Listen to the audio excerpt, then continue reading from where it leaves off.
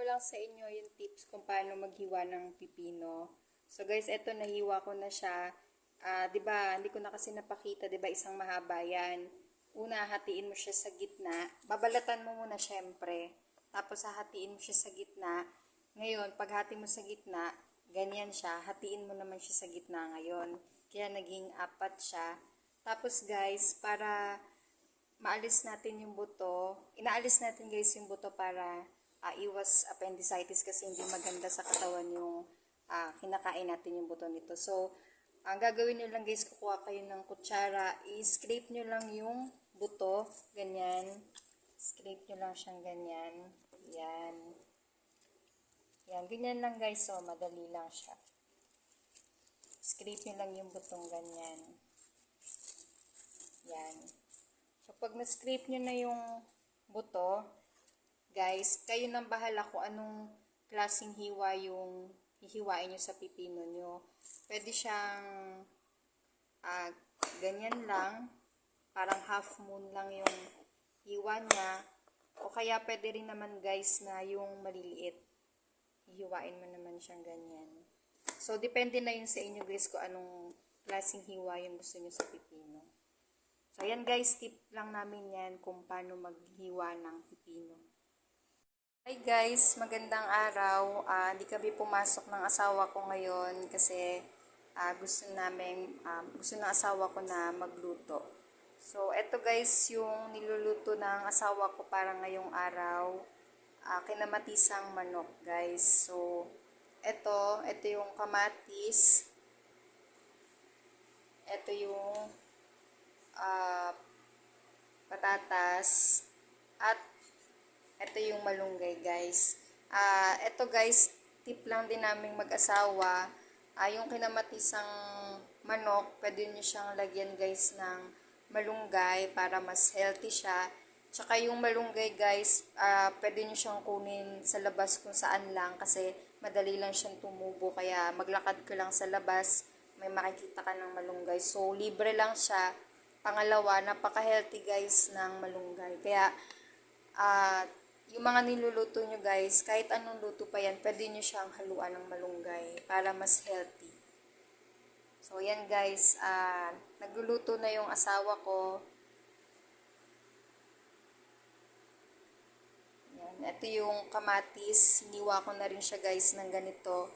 Dahil nga mura yung kamatis ngayon, naisip ng asawa ko na magluto kami ng kinamatisang manok.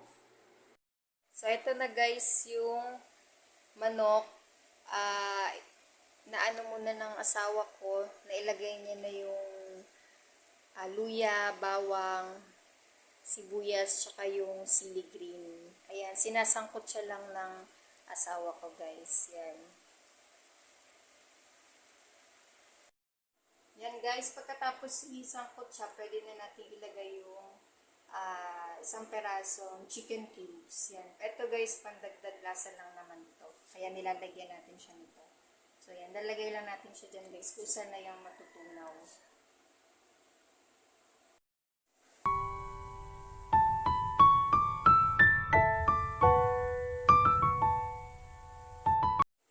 Yan guys, kumukulo na yung manok.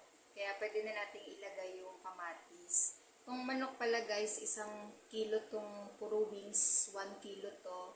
Tapos itong kamatis guys, 15 peraso to.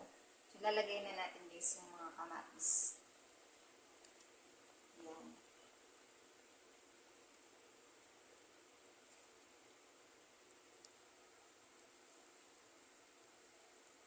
Yan, 15 pieces tong kamatis guys. Dahil mura naman ang kamatis ngayon, kaya masarap magluto ng kinamatisang manok. Yan, ilagay na natin lahat.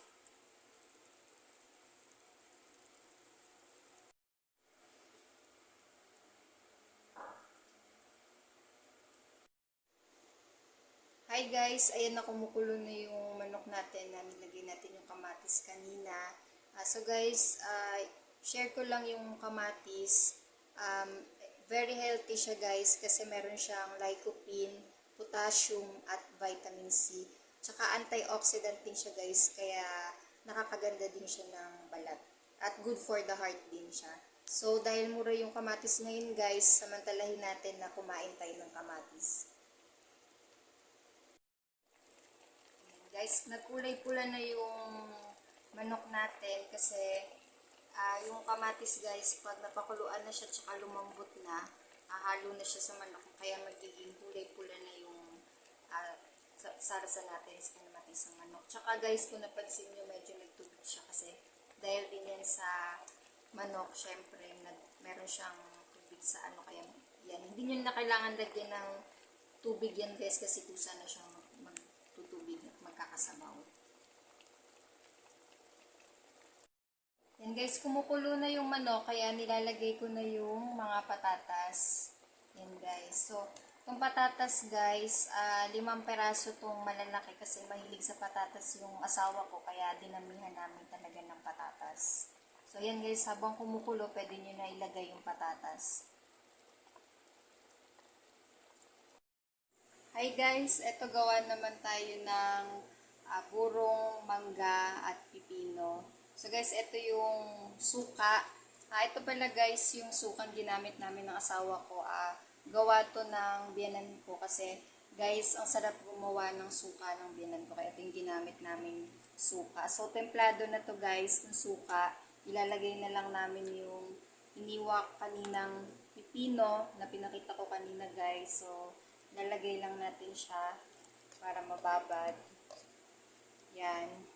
Tapos guys, dahil tagbungan ng mangga ngayon, ito guys, kumuha kami ng mangga. At yan, kumuha kami ng mangga kanina guys.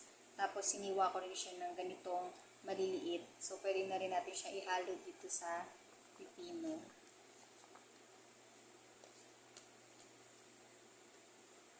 Yan. So, ganyan lang yan guys. Ilulubog-lubog mo lang siya dun sa suka para mababad siyang maigi. Yan. Bababad lang siya dun sa suka guys. Yan na yung binurong mangga na may pipino.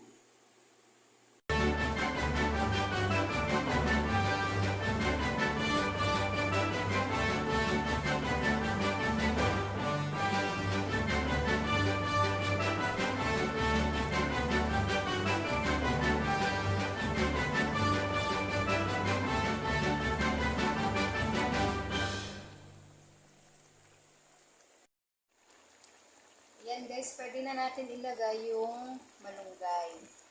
Yan, marami akong kinuhang malunggay guys. Yan, napaka-healthy ko nito kaya kahit anong